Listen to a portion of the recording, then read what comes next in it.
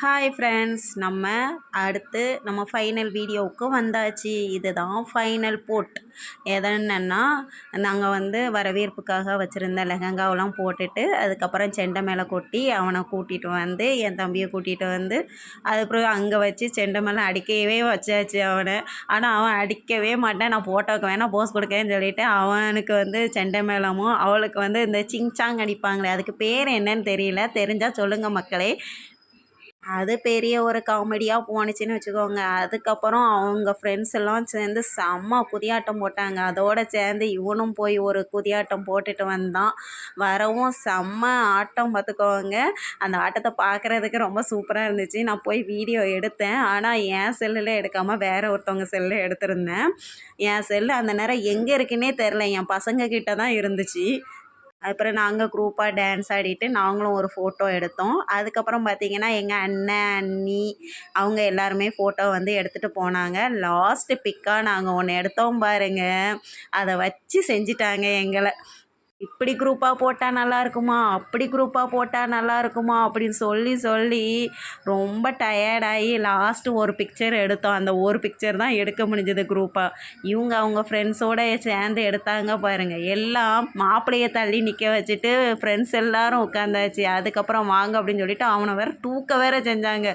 ஐயையோ விட்றா விட்றான்னு சொல்லிவிட்டு அவன் கத்துறான் கதறான். இருந்தாலும் பரவாயில்லன்னு சொல்லிட்டு பிடிச்சி தூக்கி மேலே தூக்கி உட்கார வச்சு அவனை அது ஒரு ஃபோட்டோ எடுத்தாங்க. அப்புறம் வீடியோ எடுத்தாங்க.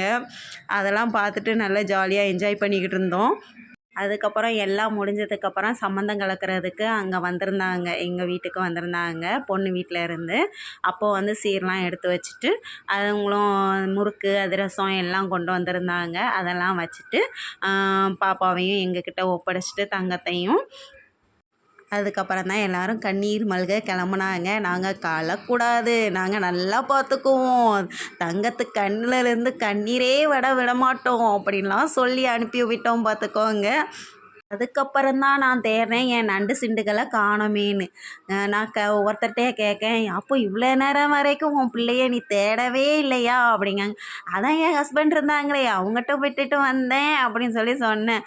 அட பாவி அப்படின்னு சொல்லிட்டு எல்லோரும் என்னை திட்ட தான் செஞ்சாங்க. அதுக்கப்புறம் போய் தேடினா ஒருத்தன் ட்ரெஸ்ஸையே மாற்றிட்டு அவன் பாட்டுக்கு உட்காந்துருக்கான். எம்மா எப்போம்மா வருவேன், நம்ம வீட்டுக்கு போவோமா அப்படின்னு கேட்கான். ஏன்னா கூட்டமாக இருக்கிறது அவனுக்கு கொஞ்சம் அலர்ஜியாக தெரிஞ்ச மாதிரி இருக்கும் போல இருக்குது. வீட்டுக்கு போமா அப்படின்னா, நீ தான் செல்லை வச்சு பார்த்துக்கிட்டு இருக்கீல்ல, அப்புறம் எதுக்கு நீ வீட்டுக்கு போகுமான்னு கேட்டுக்கிட்டு இருக்க அப்படின்னு சொல்லி சொன்னேன்.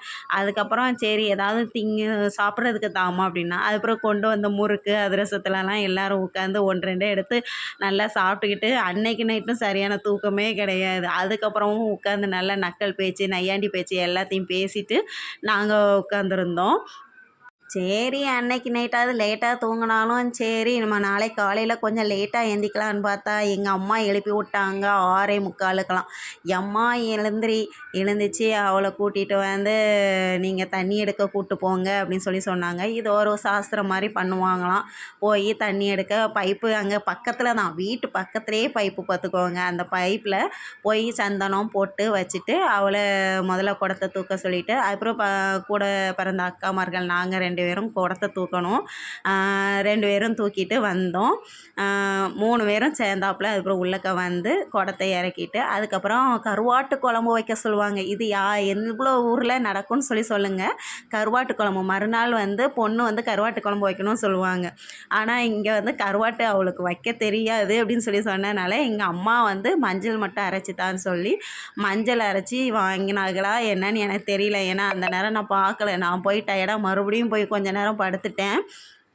அதுக்கப்புறம் எந்திரிச்சு பார்த்தா வீடு அவ்வளோ குப்பையாக கிடந்துச்சு. அப்புறம் நானும் தங்கம் எல்லாருமே சேர்ந்து வீடெல்லாம் நல்லா க்ளீன் பண்ணோம்.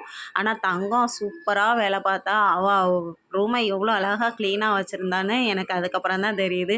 அதுக்கப்புறம் அம்மாவும் சொன்னாங்க, நல்லா சூப்பராக க்ளீனாக வச்சுருக்காம்மா தங்கம் அப்படின்னு சொன்னாங்க. எனக்கு ரொம்ப சந்தோஷமாக இருந்துச்சு. ஏன்னா எப்போவுமே எங்கள் அம்மா வீட்டுக்கு போனால் நான் தான் க்ளீன் பண்ணிகிட்டு இருப்பேன். இனி ஷேர் பண்ணிக்கலாம் அப்படிங்கிற ஒரு நிலமை வந்துடும்ல. ஷேர் பண்ணால் கொஞ்சம் கம்மியாக இருக்கும். நான்லாம் ஒரு நாள் போனோம்னா ஒரு நாள் தான் போவேன். அந்த ஒரு நாளில் அரை நாள் தூங்கி எழுந்திரிச்சிட்டு அரை நாளில் தான் வேலையை பார்ப்பேன். இப்போ அந்த அரை நாளும் அவளே பார்த்துருவா போல இருக்கே அப்படின்னு மனசுக்குள்ளே நினச்சிக்கிட்டேன். பாய் ஃப்ரெண்ட்ஸ், ஹாப்பி ஷேர் தென்.